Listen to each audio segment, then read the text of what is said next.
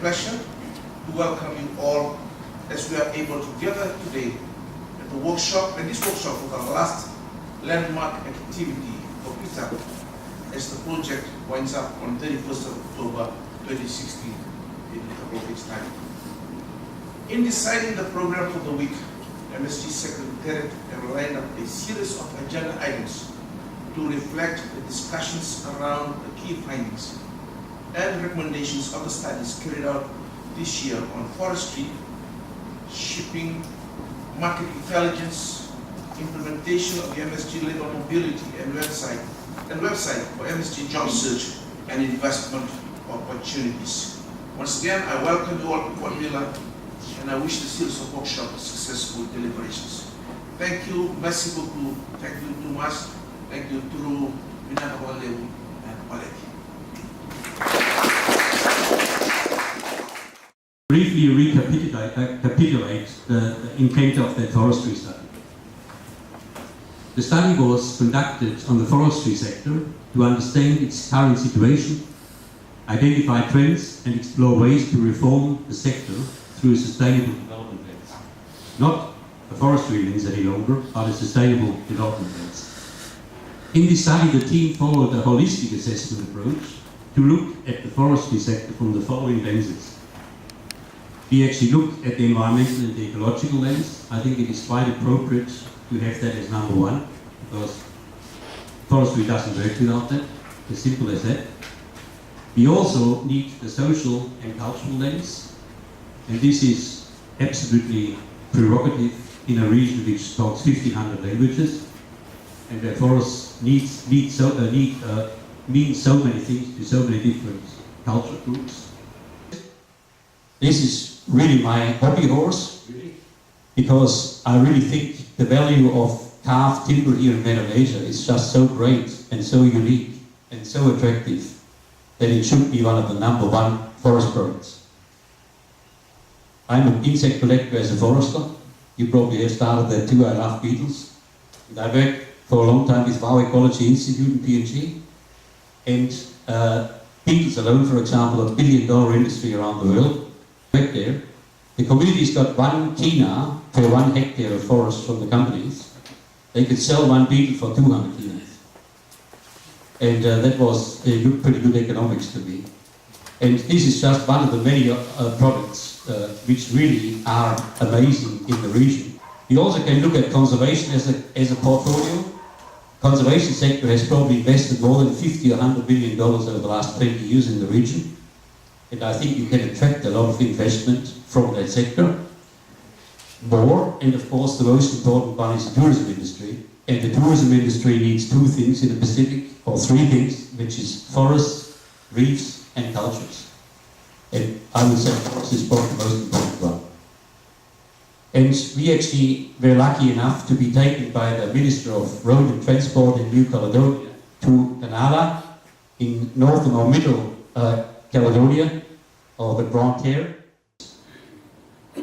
There is also great and not unjustified fear, I've said that already, that with many NGOs now entering the business.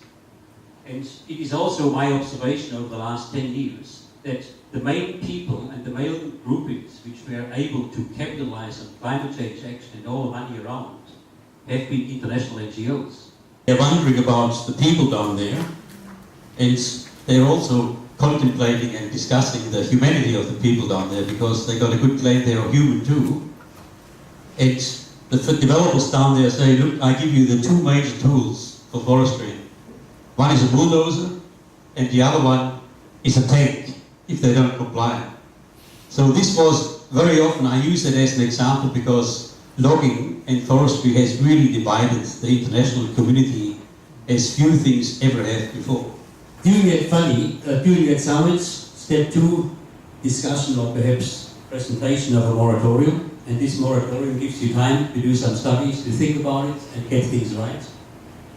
And a review of the capacity and needs of that new MSG forest economy. And I could imagine that MSC would be the place that heads of forestry would meet on a regular basis to discuss together what they feel actually is required and how they have to move forward now to make these things happen. And The highlight, of course, would be the establishment of what I call now, for the first time, I just suggest that name, Forest Transition Fund. We got an increasing number of model sets. The best one is certainly Norway.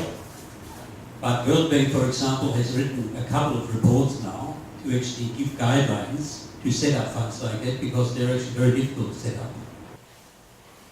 A review of current logging concessions, as we mentioned before. And I think plantation initiative would be only one. I think it would be more important restoration, because Solomon Islands, for example, has got mostly regrowth forests, and there's a lot of forests in Vanuatu which are highly degraded.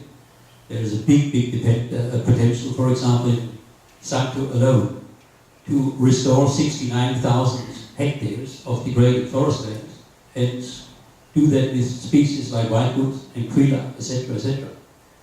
So I think this vision actually best comes out of the forest sector, and possibly a forest sector which really works together regionally. Because if I look now at INGOs who are trying to do this, this is happening in the INGO sector. Appreciate all the other recommended action, and what is interesting to me and I wish to share is your recommended action number 11.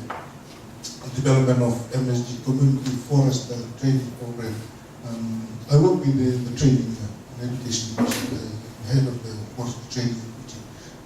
In the past, we used to have students from the Solomons, PNG, from whatnot, attending the forestry school in Fiji, where we do the certificate in forest management.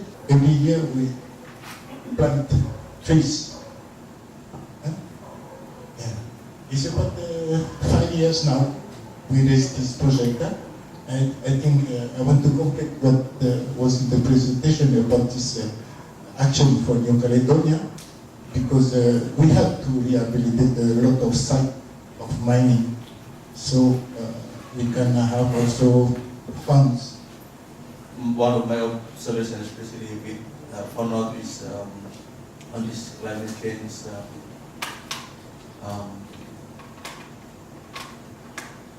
Climate change and so whatever, it tends to bring our focus up from our forest, as Kunta mentioned, how do we link this? Forestry is also highlighted in rather than just conservation, but the forestry, the benefits, the economic benefits is always there. Value addition and also the tourism development is also part of it, and I think this is something that we should be also mindful about it, especially the sustainability of it in the longer term. And I think what we can do under the Forest Act is we can only issue new federal license to resource owners or citizens of Solomon Islands. As far as monitoring from, it's very, for PNG before the Chaika project came into being through the, co-funded by European Union and FAO, the GIS project in the country, we used to find it really difficult to go down on the ground and because of funding problems. But now the GIS and satellite imagery project has made it so easy for us that we can actually monitor our project right from within the office through the satellite imagery process. On the facilitator's desk, I just want to, just thinking aloud in terms of moving forward, on the very point that a number of us picked up, that bridge between forestry and agriculture.